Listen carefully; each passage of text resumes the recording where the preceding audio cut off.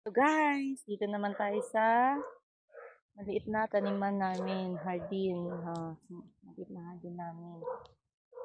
Bagong tanim lang pala to guys. Naisipan namin magtanim dito kasi itong lupa na to ay nabenta na nung unang may-ari sa bagong bumili. So yung una kasi medyo ano yun, alam mo na, damot. Hindi namin mataniman. Ngayon nabenta na, mabait naman yung nakabili. Kaya payag naman na taniman namin to. Isipan namin magtanim kasi ang mahal ng mga bilihin ngayon. Yan.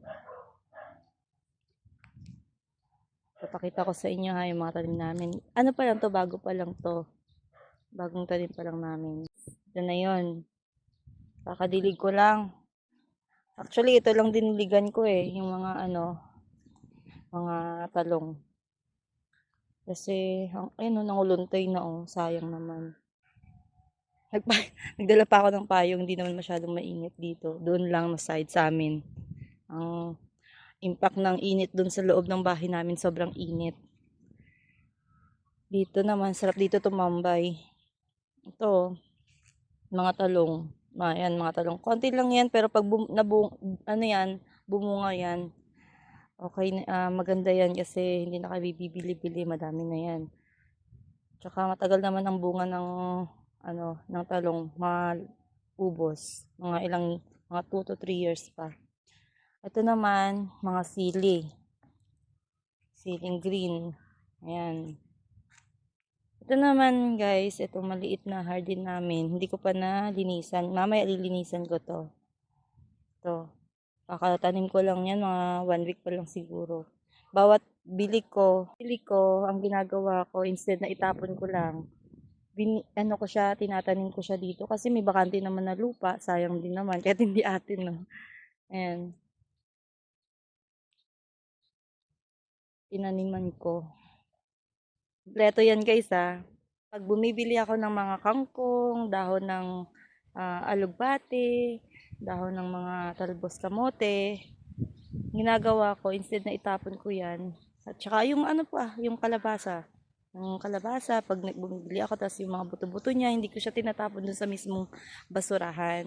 Ang ginagawa ko, tinatapon ko siya dito sa may mga bakanting lote. Kasi pwedeng tumubo, lumaki, at pwede naming pakinabangan. Ito guys, ito ay galing lang din to sa nabili din namin ampalaya na buto-buto. Yung tawag nito, ampalaya na ganito.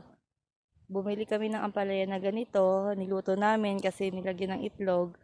Yung mga buto-buto niya, instead na itapon ko, ang ginawa ko, dito ko siya nilagay sa bakanting lupa ng hindi namin lupa.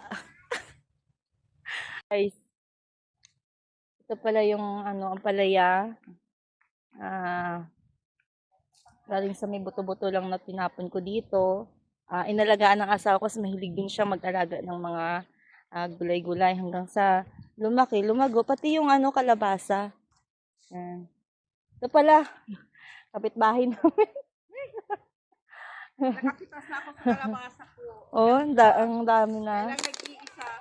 Sa amin nanguluntoy, Nangalaglag. Nanguluntoy siya. Ang ginawa lang, kasi kinukuhanan ng kinukuhanan ng yung bulaklak ko. Lagi may kinukuha. Siguro nagtampo. Nagtampo. Kaya siguro ayun, nagmuluntoy siya. Parang hindi siya namunga. Oo. Hindi nagbubuo. Ginawa ko. Pinagputunan ko ng Nakausap ko guys. Ayun, nagbuo. Oo.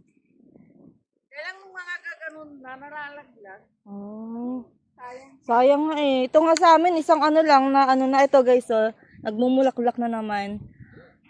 Alam nyo, masarap yan. Alam nyo, ngayon ko lang naranasan na kumain ng bulaklak na nilagyan ng itlog at piprituhin. Masarap talaga siya, lalo na sa mga bata. I-try nyo yan guys.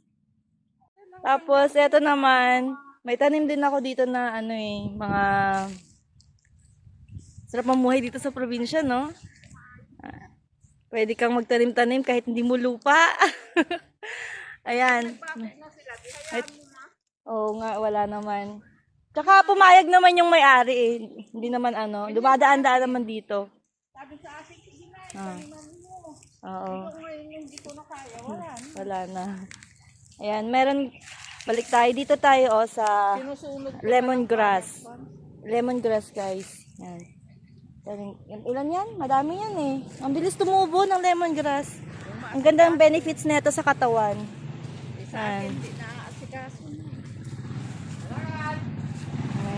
Ilan piraso yan? Parang 1, 2, 3, 4. Tapos dito kami nagsasampay sa tabi ng daan. Sa akin, Wala lang. dati, Kasi dito, yung mamamatay oh, na. yung ng araw, ayun o, araw. Ayan.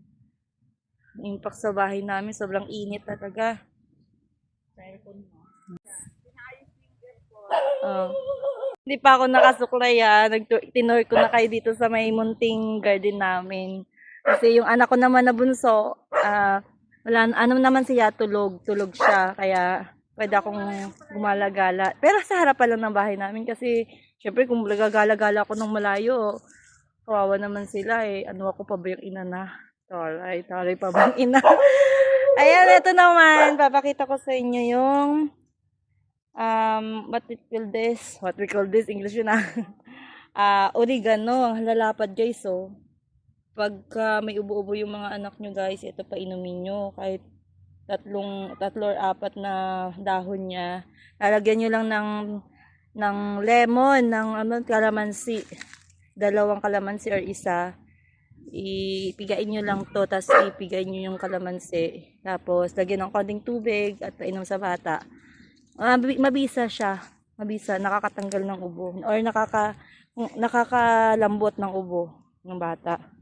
Tsaka lalo na kapag matagal na yung ubo ng bata, itry nyo guys. Basta maintain nyo lang every morning. Painumin nyo sila ng